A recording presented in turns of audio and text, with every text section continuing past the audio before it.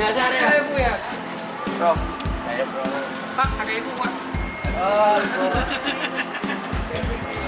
Wah, sekarang jadi ini bisa buat terus Bulan yang lalu tuh mau wawancarai orang.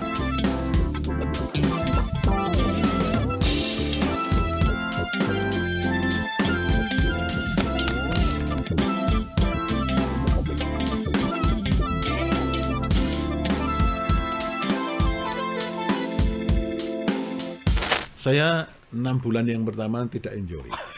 Saya merasa saya tidak punya passionnya. Masa, Pak? Passion di sebagai hakim. Saya langsung menjadi hakim, langsung mendapat tugas mengadili perkara pilkada. Dalam perkara pilkada, saksi yang dihadirkan para pihak itu bohong semua. Ini para saksi disumpah menurut agama dan keyakinannya sendiri. Lo kok masih bohong? Lo gimana ini? Lo terus akarnya saya begini. Kalau saya mendapat keterangan yang bohong, saya memutus berdasarkan keyakinan fakta yang ada. Kalau salah kan saya pertanggungjawabkan Pada Tuhan Yang Maha Esa. Satu, yang membekas ke saya itu putusan 90. Tahun 2023. Ya. Dalam perkara 90 itu jelas. Open legal policy. 3 perkara sudah diputus. Open legal policy.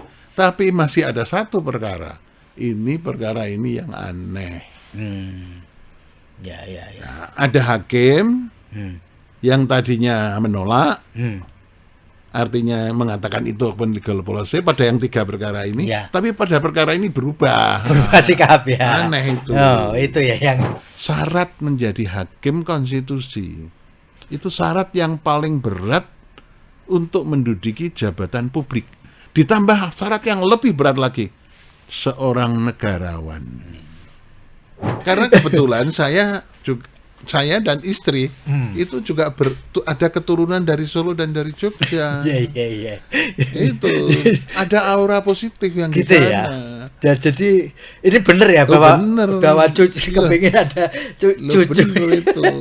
Bukan kok saya bercanda itu. Atau itu nyentil. Di Solo itu Keluarga Pak Jokowi sama enggak ya. Saya tidak sedih meninggalkan mahkamah, tapi saya akan sedih kalau mahkamah teraniaya. Ini maksudnya gimana ini? Ya gini kan.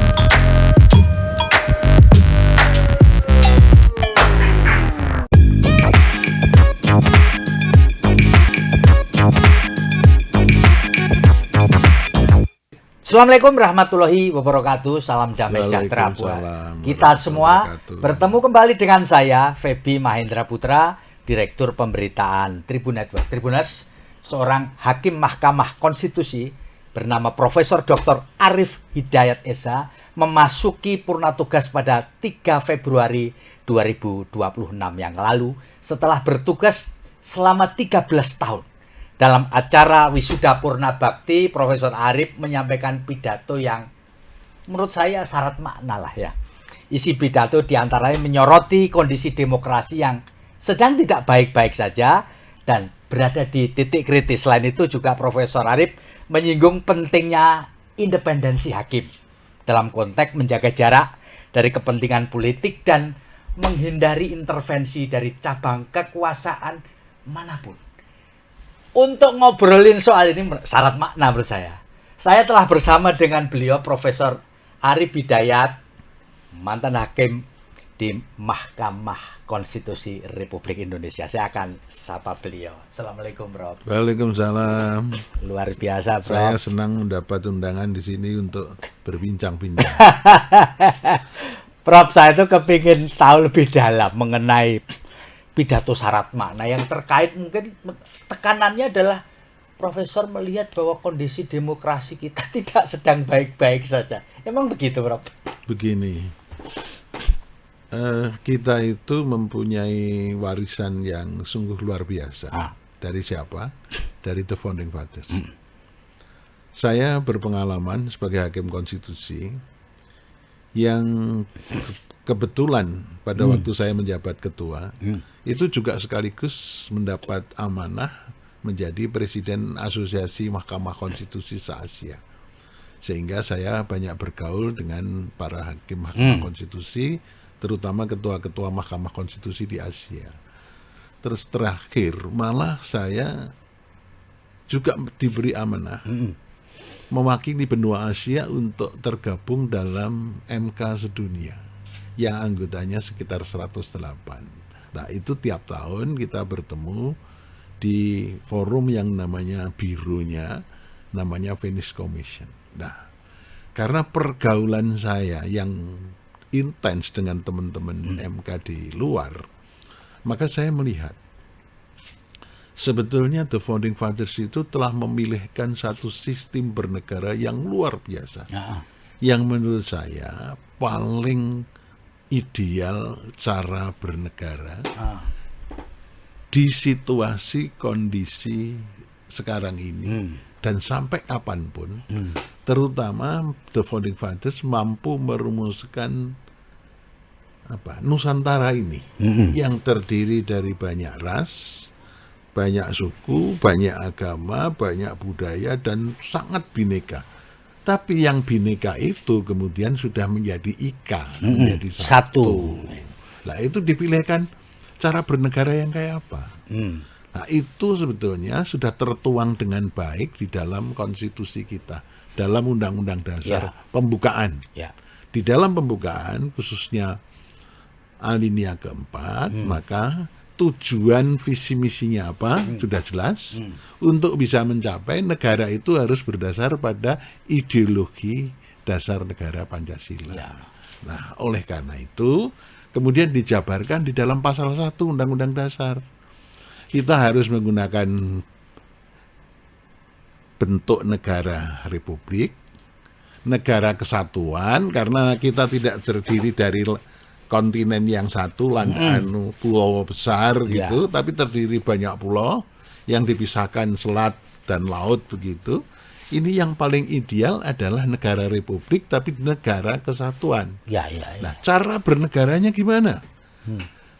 The Founding Fathers itu dalam pengertian saya sangat setuju, karena saya satu tim kalau ngajar dengan Prof. Mahfud di S3, itu memilih sistem yang di kanan yang baik, yang di kiri sosialis yang baik, yang individualis yang baik, dan yang kiri sosialis yang baik. Itu yang bagus-bagus yang apa kita pilih.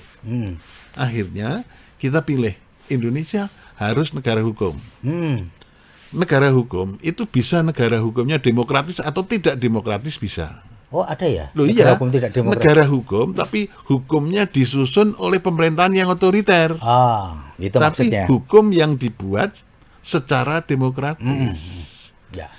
Sehingga sebetulnya kita menggunakan teori negara hukum, teori demokratis, tetapi apa?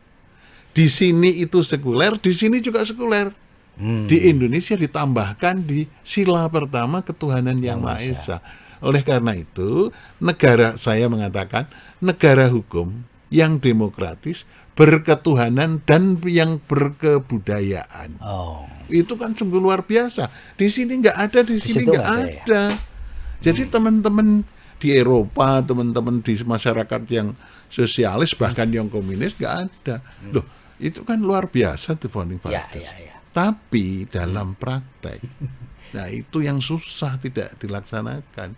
Sehingga saya kadang-kadang berpikir begini, wah gini The Founding Fathers sudah merumuskan kayak begitu, kita tinggal menjalani, menghayati, menerapkan dengan sebaik-baiknya. Tapi merdeka 80 tahun kita tidak mampu untuk mengimplementasikannya dengan sebaik-baiknya. Why, bro? Mengapa? Nah, itu saya melihat begini. Bung Karno pada awalnya kan mengatakan begini. Kemerdekaan itu adalah pintu gerbang untuk menuju yang dicita-citakan. Jadi cuma pintu gerbang. Baru sampai pada pintu gerbang. Atau dengan kata lain juga Bung Karno mengatakan bahwa revolusi itu belum selesai. Lah, apa yang harus dilakukan revolusi itu? Revolusi itu apa? Perubahan yang mendasar kan? Yang belum dilakukan secara mendasar adalah perubahan mentalnya.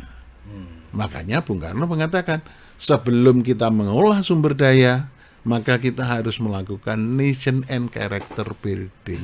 Karena apa? Mentalnya, jiwanya masih jiwa kuli, jiwa yang habis dijajah sekian lama.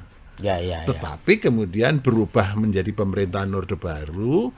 Pak Harto juga nggak jelek, tapi Pak Harto pengen segera mensejahterakan dengan mengolah sumber daya. Dengan mengolah sumber daya, tapi ternyata yang kaya, yang makmur, itu orang-orang yang mempunyai akses secara langsung yang mengolah sumber daya.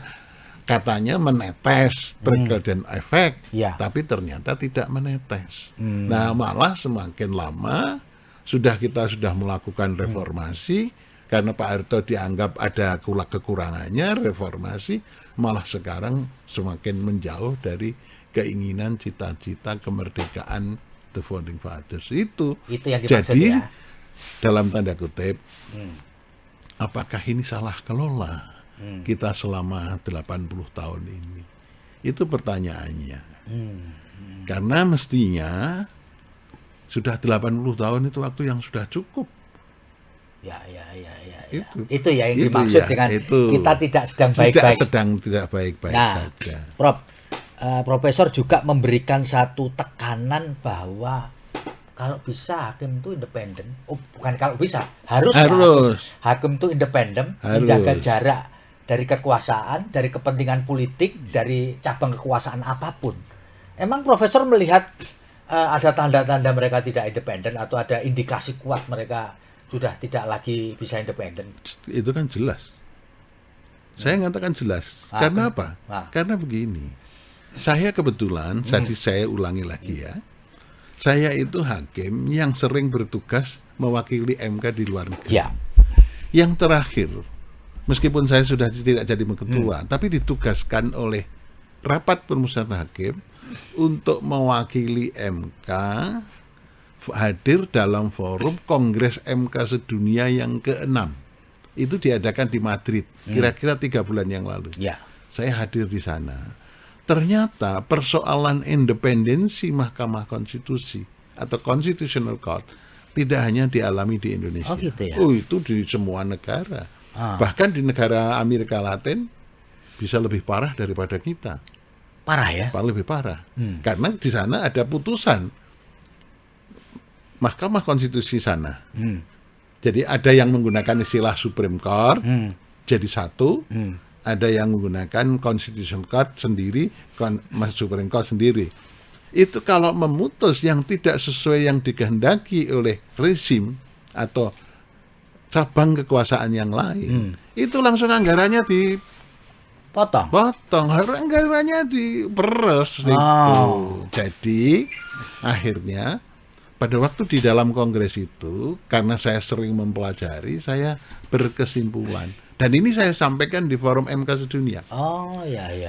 Constitutional Court atau namanya di tempat kita Mahkamah Konstitusi, itu masalah independensinya itu sangat tergantung apa? 4. 1, sangat dipengaruhi oleh cabang kekuasaan yang lain.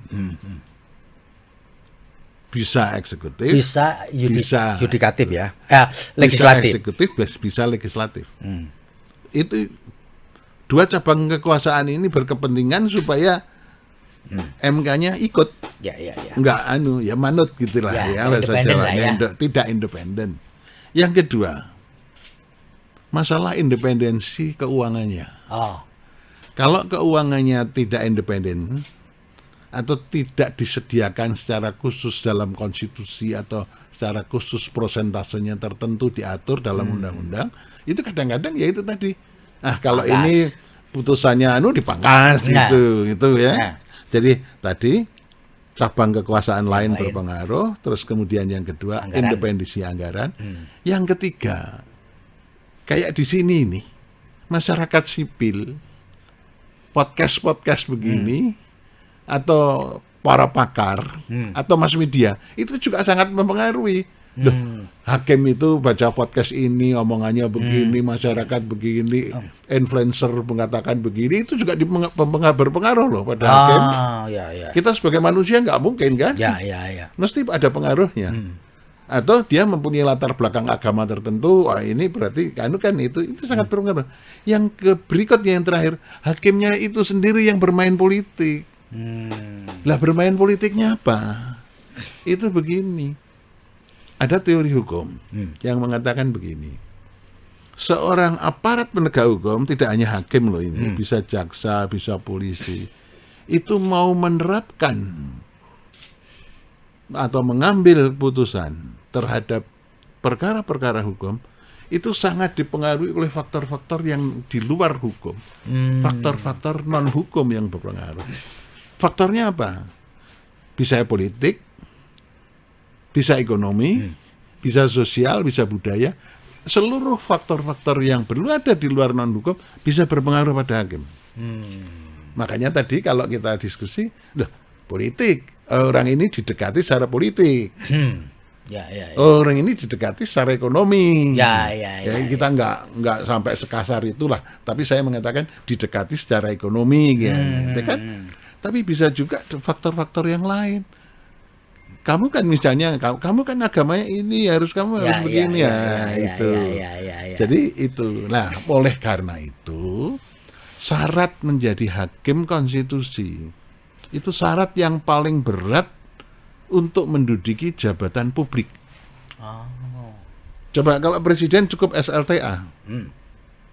Untuk jabatan lain juga SLTA. Tidak, ya kan? Ya. Kalau hakim Mahkamah Konstitusi, sarjana hukum, doktor hukum, kemudian berpengalaman di bidang hukum selama 15 tahun. Ditambah syarat yang lebih berat lagi, seorang negarawan. Itu yang paling berat. Jadi jabatan hakim konstitusi syaratnya paling berat di antara jabatan publik yang ada di Indonesia. Itu yang dimaksud di kata-kata itu tadi. Supaya betul-betul independensi, bisa menjaga produk hukum yang namanya undang-undang, itu konsisten, koheren, dan berkorespondensi dengan konstitusi. Karena yang dijaga adalah konstitusi. Tapi saya mengatakan tidak sekedar konstitusi. Karena di Indonesia ada ideologi, maka saya juga mengatakan Indonesia, Mahkamah Konstitusinya juga the guardian of state ideology. Menjaga Pancasila. Pancasila menjadi tolak ukur juga. Dalam menjaga ini undang-undang ini gimana. Nah itu. Ya, Prof. Profesor kan sudah punya jam terbang sekitar 13 tahun di Mahkamah Konstitusi. Boleh dong cerita, selama 13 tahun itu yang paling dirasakan apa, Prof? Selama 13 tahun mengabdikan diri di Mahkamah Konstitusi, yang paling Profesor nggak bisa lupa itu apanya? Ya, ada beberapa. Ya. Satu, yang membekas ke saya itu putusan 90. Tahun 2023. Ya. Itu yang mengapa, Prof? Kok usah membekas itu? Kenapa itu? Itu tuh sebetulnya permohonan yang gampang sekali. Permohonan gampang sekali. Untuk hakim yang baru pun, kalau dia belajar hukum punya kompetensi betul. Jadi sebentar saya tambah sedikit. Syarat hakim konstitusi selain kompetensi, integritas, keberanian. Oh iya, nomor 3 itu ya. Ya itu ya. Terus habis ini sekarang kita masuk yang itu tadi, pertanyaan itu tadi. Itu tadi. Perkara ini tuh sebetulnya mudah. Mahkamah Konstitusi dalam mengadili perkara mengenai permohonan yang berhubungan dengan angka-angka, termasuk usia, batas usia minimal, batas usia kawin, batas usia untuk bisa menjabat, atau batas misalnya parliamentary threshold, macam-macam itu. Mahkamah Konstitusi nggak pernah mengatakan berani mengadili itu, berani memutus itu. Nah, dalam teori hukum yang semacam itu disebut open legal policy. Apa sih? Ini tuh sebetulnya kewenangan pembentuk undang-undang. Ya. Jadi Ya harusnya gampang sekali. Ini sudah kasat mata. Lah kenapa perkara itu kemudian nggak pernah disidangkan dalam sidang pleno? Jadi di mahkamah itu kan ada prosedur begini.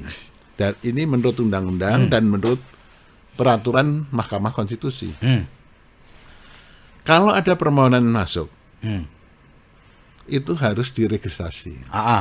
Setelah diregistrasi, ketua membentuk panel hakim yang menerima registrasi itu. Nah, itu diadakan sidang yang pertama. Dalam sidang pertama adalah sidang yang agendanya ada 2. Yang pertama, pemohon, kuasa hukumnya atau prinsipalnya menjelaskan apa sih yang mau dimohonkan ini. Permohonan sudah secara tertulis, sudah dipelajari oleh hakim, sekarang secara lisan diminta permohonan ini disampaikan dalam sidang yang terbuka untuk umum. Itu agenda yang pertama dalam sidang yang pertama. Agenda yang kedua, hakim panel yang 3 orang minimal itu memberikan nasihat kepada pemohon atau kuasanya. Ini permohonannya kurang ini karena harus memenuhi syarat formil dan ada syarat materialnya supaya itu terpenuhi. Malah kadang hakim kalau ini nanti di mahkamah itu kan lembaga peradilan yang sudah canggih, ada YouTube-nya, ada rekamannya. Nanti kalau enggak nyampe atau enggak bisa dicatat dengan baik, bisa risalahnya, bisa dibuka YouTube-nya, live streaming-nya kembali. Itu untuk supaya permohonannya diperbaiki, supaya memenuhi syarat material dan formil. Nah, setelah itu diberi kesempatan 14 hari untuk memperbaiki. Setelah memperbaiki, permohonan dimasukkan kembali, dilakukan sidang panel pendahuluan untuk menerima perbaikan permohonan. Setelah perbaikan permohonan, maka ini disampaikan dalam rapat permusyawaratan hakim. Ini ada permohonannya begini, begini, gimana? Rapat permusyawaratan hakim 9 orang itu memutus atau minimal 7 orang memutus. Nah, itu putusannya bisa begini. Dalam menggunakan pasal 54 Undang-Undang MK. Loh, ini sudah jelas. Mohon maaf, ini gampang. Ya sudah kita putus dan tanpa sidang pembuktian. Tapi kalau belum jelas, dianggap oleh mahkamah ini perlu pendalaman, maka memerlukan sidang pleno untuk membuktikan. Dalam sidang pembuktian bisa ditambahkan bukti, saksi, atau ahli. Sidang yang pertama pleno itu meminta keterangan presiden atau DPR dan DPR untuk menjelaskan latar belakang menyusunnya pasal ini atau undang-undang ini apa. Sehingga hakim pada waktu itu sering menanyakan, ini naskah akademiknya kayak apa sih? Ini lu kok bisa kayak begini, apa sih? Itu ditanya. Nah, setelah itu maka pemohon boleh mengajukan ahli, saksi, atau tambahan bukti. Setelah itu urutannya pemerintah dan DPR juga sebaliknya juga bisa memberikan tambahan yang kayak begitu. Nah, kalau mahkamah belum yakin, mahkamah masih bisa meminta mahkamah sendiri mengundang ahli atau orang yang dibutuhkan. Karena ini posisinya dianggap netral. Ya. Kalau ini kan jelas mengatakan undang-undangnya sudah baik. Pemohon mengatakan ini undang-undangnya kurang baik kan gitu. Nah, ini bisa kita menghadirkan ahli yang netral. Setelah itu rapat memutuskan. Tapi itu tadi, kalau mahkamah menganggap itu sudah jelas ya. Pasal 54 kita bisa langsung memutus tanpa ada sidang pembuktian. Nah, dalam perkara 90 itu jelas open legal policy. 3 perkara sudah diputus open legal policy, tapi masih ada 1 perkara. Ini perkara ini yang aneh. Nah, ada hakim yang tadinya menolak, artinya mengatakan itu open legal policy pada yang 3 perkara ini, Ya. tapi pada perkara ini berubah. Berubah sikap ya. Aneh itu. Oh, itu ya yang keanehan itu yang Aneh ditanya. itu. Ya sudah, kita berhenti di sini dulu saja. Bob. Nanti bisa menganalisis sendiri. Ya.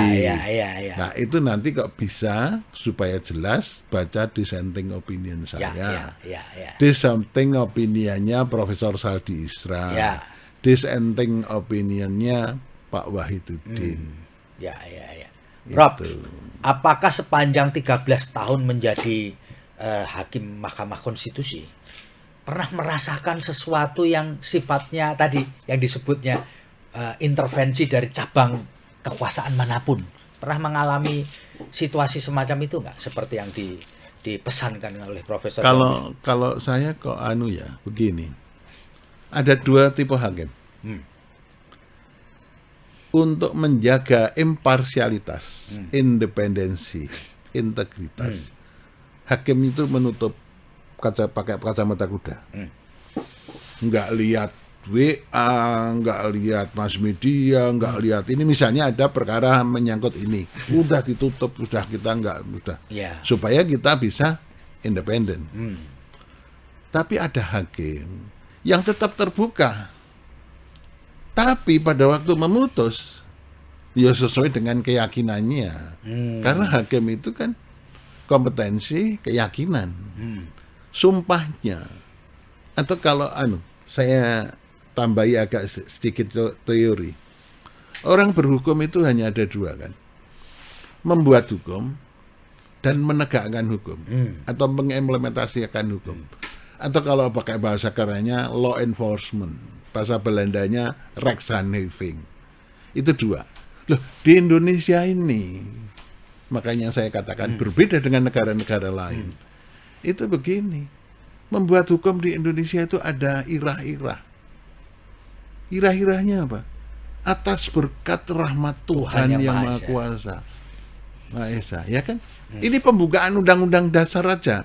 Itu kan kemerdekaan Indonesia itu kan atas berkat rahmat Tuhan yang Maha Kuasa. Berarti ini kan tangan Tuhan, tangan Allah Subhanahu wa taala kan. Nah, itu sekarang kita mengingatkan, saya dan kita semua, membuat hukum itu nggak boleh sembrono loh. Membuat hukum di Indonesia itu harus dipertanggungjawabkan juga kepada Tuhan yang Maha Esa. Selain kita pertanggungjawabkan kepada rakyat, kepada bangsa, dan kepada negara. Karena ada, pakai itu undang-undang kan ada, atas berkat rahmat. Bupati, wali kota, gubernur ada, rektor, dekan aja ada itu. Jadi ini hebatnya di Indonesia itu. Terus waktu menegakkan hukum, mengimplementasikan hukum, aparat penegak hukum termasuk hakim, itu irah-irahnya apa? Demi keadilan berdasarkan ketuhanan yang Maha Esa. Nah, itu kan berarti kita pertanggungjawabkan kepada Tuhan. Nah, dari sini maka ya itu tadi. Ya kan? Kalau praksisnya, Prof, apakah selama proses 13 tahun itu Profesor nyaman-nyaman saja, atau ya namanya orang kan biasanya untuk menang, untuk mendapatkan sesuatu kan pasti berupaya lah. Mulai dari cara yang halus sampai cara yang tidak halus. Saya itu pernah ditunggu wartawan kok. Ditunggu wartawan pada waktu memutus pilkada. Pilkada khususnya Banten. Banten itu pilkada. Saya lupa tahun berapa. Itu kebetulan calon gubernurnya Rano Karno. Yang mencalonkan PDIP. Tim suksesnya siapa? Ketua tim suksesnya Ahmad Basarah. Ahmad Basarah itu junior saya di GMNI. Dia yang membimbing disertasinya saya. Itu ketua tim sukses. Itu mengajukan permohonan perkara ini supaya dia mengatakan bahwa dalam pilkada di Banten ada masalah-masalah yang luar biasa. Mengajukan ke MK. Nah, tapi undang-undang mengenai pilkada mengatakan ada pasal 157 Undang-Undang Pilkada, kewenangan mengadili itu di MK. ada pasal 158. Untuk bisa mengajukan perkara di Mahkamah Konstitusi harus memenuhi ambang batas tertentu. Selisih suaranya tidak boleh melebihi dari, ada yang 0,5%, tergantung jumlah penduduknya, 1%, 1,5% atau 2%. Nah, kebetulan selisih suara Rano Karno waktu itu dan calonnya lah Pak Rano Karno dan satunya, kalau nggak salah Ratu Atut atau siapa, selisihnya lebih dari angka persentase itu. Nah, kalau kita bermain-main, ya bisa saja kita mengatakan ini ada pelanggaran yang terstruktur, sistematis atau masif, bisa saja kita adili. Tapi saya waktu itu dengan mengatakan, teman-teman mengatakan, saya juga mengatakan, ini tidak memenuhi 158. Lah karena tidak memenuhi 158, ya sudah langsung kita dismiss kan. Tidak perlu ada sidang pembuktian. Sudah selesai itu. Itu karena tidak memenuhi ambang batas pasal 158. Ternyata di dalam perkembangan berikutnya, sehingga saya dapat dari wartawan. Prof Arief bisa menjaga independensinya betul. Itu sahabat-sahabatnya di sana tim sukses dan wakilnya juga kan saya dikira dekat dengan proses di sana kan begitu. Tapi kan itu tadi 158 mengatakan begitu, ya sudah. Tapi kemudian di dalam praktek selanjutnya 158 ini kemudian di Indonesia itu yang luar biasa. Sehingga banyak kecurangan-kecurangan untuk menghindari supaya terhindar dari pasal 158. Nah, Indonesia itu ya rusak-rusakannya begini tadi, ini masalah mental, masalah kultur, masalah attitude. Padahal berhukum itu selain bunyi pasal-pasalnya, di balik itu tuh ada morality, ada etik. Ini yang parah. Jadi kemudian diupayakan supaya selisihnya lebih besar dari ketentuan dari 158. Mahkamah kemudian melihat, kalau kayak begini kan nggak bisa memenuhi rasa keadilan. Kan soalnya rusak-rusakan kan itu semakin rusak-rusakan kan. Nah, itulah di Indonesia itu begini. Untuk pengalaman saya. Hukum, teori dipraktekkan di negara lain nggak ada masalah. Di sini begini dipraktekkan di Indonesia ada anomali itu luar biasanya Indonesia itu. ada anomali pasti. Sekarang misalnya begini Pak, pasal 18 Undang-Undang Dasar itu mengatakan kepala daerah dipilih secara demokratis. Itu Undang-Undang Dasarnya. Terus kemudian praktek awal reformasi dipilih oleh DPRD. Bermasalah. Masalahnya apa? Punya duit 51 miliar, beli anggota DPR 50% plus 1 jadi kepala daerah. Nah, akhirnya pembentuk undang-undang sadar, wah ini nggak bener kalau begitu, ya kan? Diubah kali. Nah, terus diubah, dipilih secara langsung kan. Setelah dipilih secara langsung, ternyata juga masalah lagi. Padahal teori yang dipilih oleh parlemen daerah nggak ada masalah. Di luar dipilih secara langsung, di luar juga nggak masalah. Di Indonesia semuanya masalah. Prof, Profesor ini dikenal sebagai jagoan dissenting opinion lah. Ya nggak jagoan. Termasuk ketika ada sengketa Pilpres. Profesor kalau nggak salah mengajukan dissenting opinion bahwa ada sesuatu terkait dengan netralitas aparat dan penggunaan bansos. Kok berani-beraninya kayak begitu gimana sih? Ya kan ini kan putusan kan saya pertanggungjawabkan kepada Tuhan kan. Saya kebetulan saya hakim konstitusi selama ini yang ada yang mengadili Pilpres 3 kali itu saya. Yang lain itu 1 kali, ada yang 2 kali. Pak Anwar mau 3 kali nggak jadi, tapi karena ada konflik kepentingan nggak boleh kan itu. Saya satu-satunya 3 kali. Dan saya melihat tuh ini dalam Pilpres ini kok kayak begini ya. Makanya saya dissenting, saya mengatakan untuk beberapa daerah provinsi harus diulang. Karena terjadi pelanggaran-pelanggaran yang menurut saya, keyakinan saya, pemahaman saya, berdasarkan saksi dan bukti-bukti, itu terjadi pelanggaran yang sistematis dan terstruktur, sistematis, masif. Oleh karena itu saya dissenting bersama 3 orang hakim yang lain, yaitu Prof. Saldi dan Prof. Eni. Kayaknya 3 serangkai ini kompak betul. Enggak kompak betul. Enggak kompak. Dalam beberapa kali saya bertentangan dengan Prof. Saldi. Iya. Saya sendirian iya. atau Prof. Saldi yang sendirian. Iya. Itu. Tidak harus selalu punya sama. pikiran yang sama ya. Bukan berarti kita terus diskusi ya kita harus gini, enggak. Itu sendiri-sendiri karena imparsialitas dan independensi kita masing-masing. Iya. Termasuk melihat soal bansos juga ya waktu Ya itu. sama ya. Iya. Berdasarkan fakta yang muncul yang di ada dalam persidangan ya, bukan ngarang-ngarang atau terpengaruh oleh yang lain ya. Ditambah dengan keyakinan. Iya. Makanya waktu itu di dalam dissenting saya yang paling panjang kalau nggak salah. Betul. Saya mengatakan berkaitan dengan sumpah saya sebagai hakim, maka saya harus mengatakan demikian. Ya. Salah satunya saya juga mengusulkan adanya undang-undang kepresidenan. Undang-undang kepresidenan itu undang-undang yang mengatur misalnya saja apa yang harus bisa dilakukan oleh presiden. Kalau presidennya presiden incumbent masih boleh kampanye. Ya, kan? Tapi betul. kalau sudah selesai, negarawan duduk manis gitu loh. Itu. Prof, ini kebetulan Prof sudah purna dan rasanya perlu juga masyarakat itu mendapatkan satu enlightenment lah, pencerahan, karena selama ini ada beda tafsir yang sangat kuat mengenai putusan MK nomor 114 terkait dengan frasa di dalam undang-undang mengenai Kepolisian Negara Republik Indonesia. Itu gimana sih, Prof? Kalau saya, pemahaman saya begini. Itu memang antara pasal dengan penjelasan itu. Anak kalimat frasa yang terakhir itu memang secara struktur hukum salah.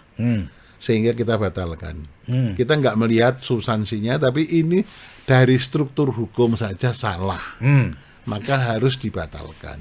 Nah, kalau misalnya mau begitu, ya diatur di dalam pasal. Tidak diikutkan di situ. Gitu. Ya. Prof, yang menjadi bahan perdebatan itu lalu konsekuensi hukum dari putusan Mahkamah Konstitusi nomor 114 itu apa? Kalau saya mengatakan begini. Penting ini. Hukum itu, putusan itu, putusan mahkamah berlaku progresif. Berlakunya itu ke depan. Ya. Sejak diucapkan dalam sidang yang terbuka untuk umum, maka putusan itu berlaku. Konsekuensinya, kalau sudah ada putusan atau sudah ada peristiwa hukum yang terjadi sebelum putusan itu, masih berlaku atau tidak? Ya masih. Jadi misalkan Prof, kalau saya ini anggota Polri, saya jadi sekjen DPR atau DPD, lalu di atas putusan, apakah setelah ada putusan itu saya harus pensiun? Kalau menurut saya, ini tidak harus pensiun, tapi menunggu sampai masa jabatannya habis. Jadi kalau saya boleh, meskipun saya... Karena apa? Putusan hukum itu tidak boleh merugikan adresat hukum. Kalau langsung itu dia diberhentikan atau harus mengundurkan diri, berarti kan merugikan. Ya kan teori hukumnya mengatakan, suatu putusan hukum itu tidak boleh merugikan adresat hukum. Apalagi kemudian kalau ada yang namanya masa transisi. Dalam masa transisi itu pasti aturannya tidak boleh merugikan adresat hukum. Lah ini kalau mendadak suruh pensiun, itu merugikan adresat hukum. Atau kalau enggak itu langsung disuruh berhenti, atau untuk langsung pensiun atau suruh langsung berhenti, ini namanya juga merugikan adresat hukum.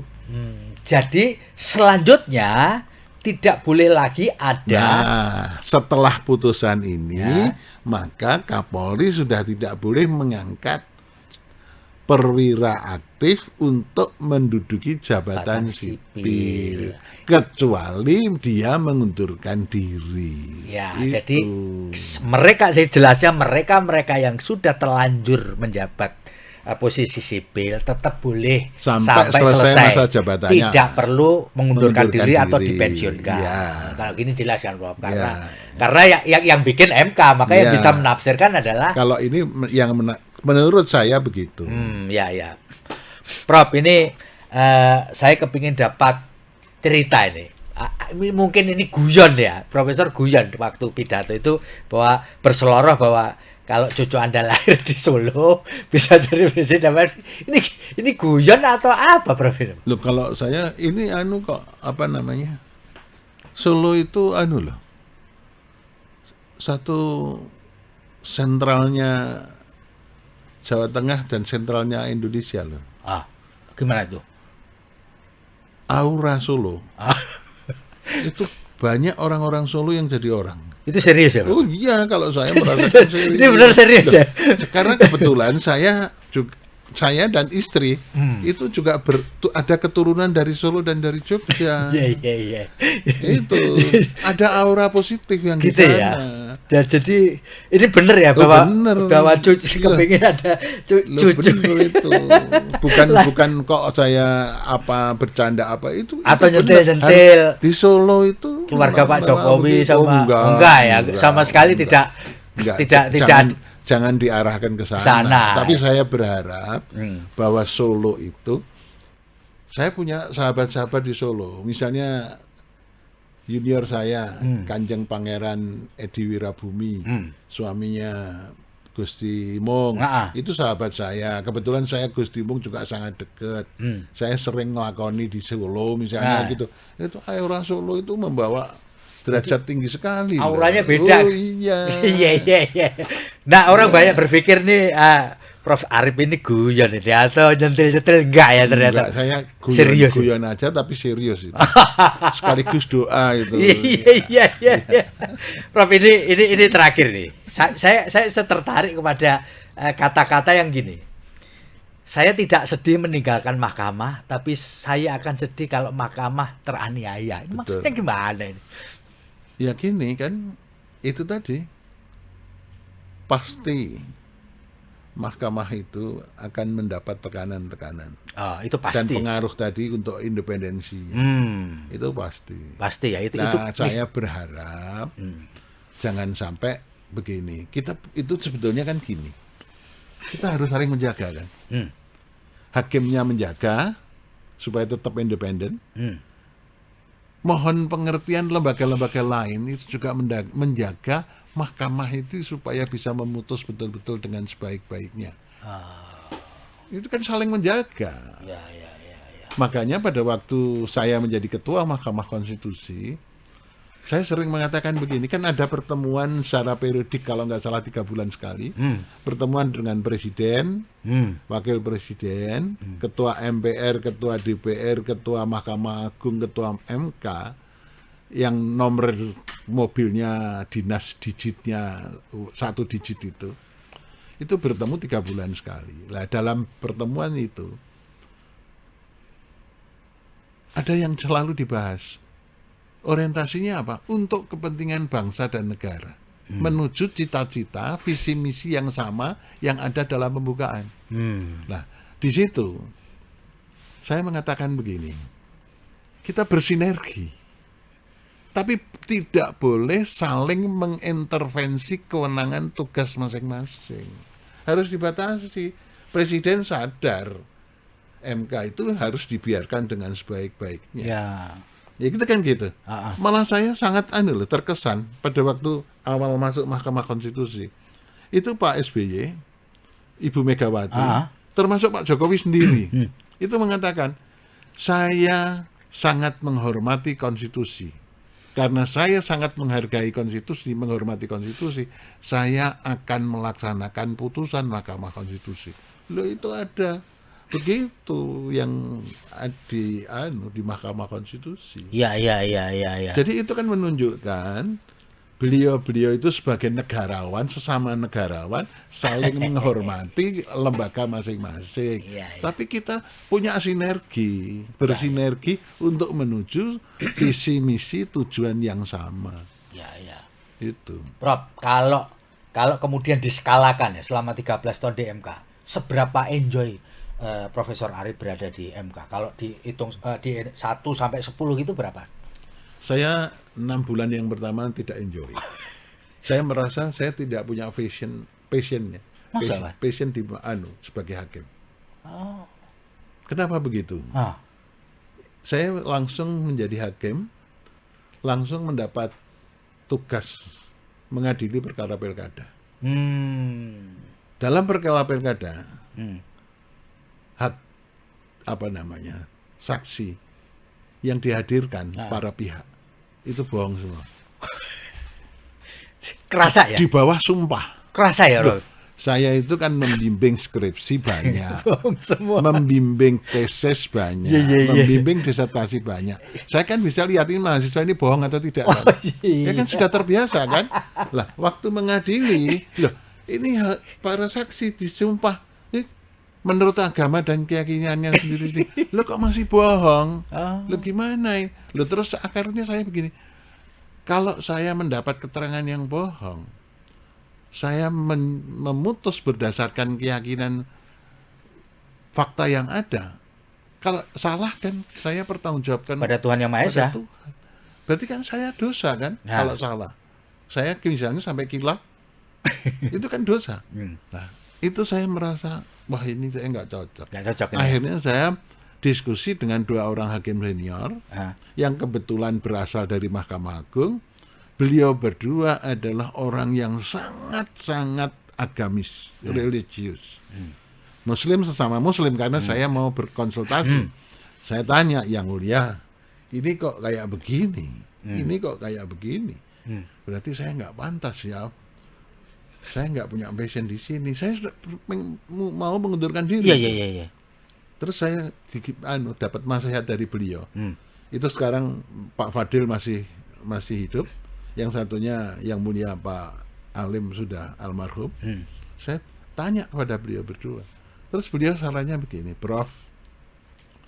Hakim itu memutus berdasarkan keyakinan yang dipertanggungjawabkan kepada Tuhan. Kalau kita Muslim dipertanggungjawabkan kepada Allah Subhanahu wa Ta'ala. Kalau tidak dipengaruhi oleh faktor-faktor di luar berdasarkan keyakinan kita, salah kilaf masih tetap dapat pahala 1. Kalau benar pahalanya 2. Makanya tolong dihindari pengaruh-pengaruh yang negatif.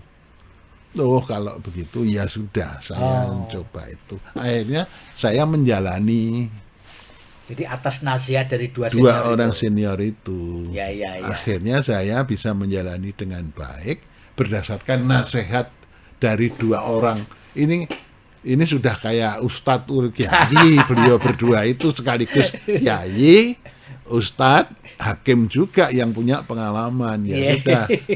Jadi Profesor Arif kemudian bisa menikmati tugas itu meskipun tahu bahwa banyak saksi yang bohong juga kan? Iya. Tapi saya memutus berdasarkan keyakinan saya. Ya. Apapun yang terjadi berdasar keyakinan supaya tetap enjoy kan. Ya. Baik, Profesor Arif Hidayat luar biasa pengalamannya. Moga-moga ini bisa menjadi inspirasi buat kita semua, Bro. Iya, termasuk yang masih menjadi hakim dimanapun, bukan hanya hakim MK, juga hakim di peradilan yang lain. Ya. Baik, Tribuners, sekali lagi terima kasih Profesor Dr. Arif Hidayat, Sarjana Hukum, Hakim MK 2013-2026. Moga-moga Pak Arif di masa purna tugasnya ini bisa menikmati hidup sampai paripurna. Saya Feby Mahendra Putra pamit undur diri. Assalamualaikum warahmatullahi wabarakatuh. Salam damai sejahtera bagi kita semua dan apapun yang terjadi tetaplah bahagia. Download Tribun X sekarang. Menghadirkan lokal menjadi Indonesia.